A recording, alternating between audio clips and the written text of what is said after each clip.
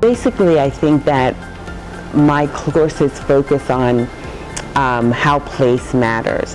And I think regardless of race, if a student is able to map the themes or translate, see if they're translatable, the themes that we've addressed in this class into their local home communities, then it's successful. So I've had students who, if I'm teaching Black housing, talk about the politics of housing in Williamsburg, Virginia. To the extent that they can say, whatever we're doing here is not localized and individualized, but it has takeaways that are transferable, that then, the critical thinking skills, that's what's important. I think it was last semester, I first was really introduced to this affordable housing crisis in Miami.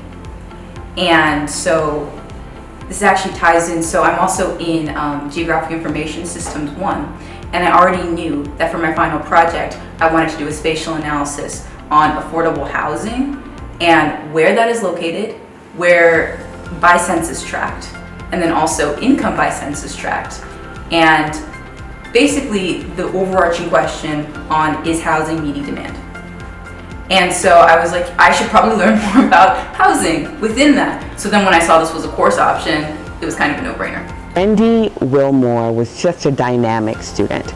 So she comes to us as both a geographer and a very good close reader. She was always able to relate the books, the film text, the creative text that we read. She was always able to situate them in time and place.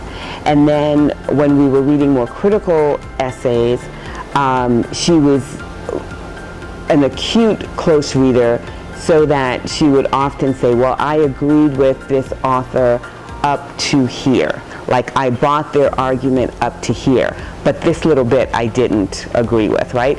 And so what that says to me is I have the makings of a graduate student, right? Because that's how graduate students sort of engage material. I understand your argument, I can synthesize it, but this is where I would do something different. And so that's what made her such a talented student in the classroom.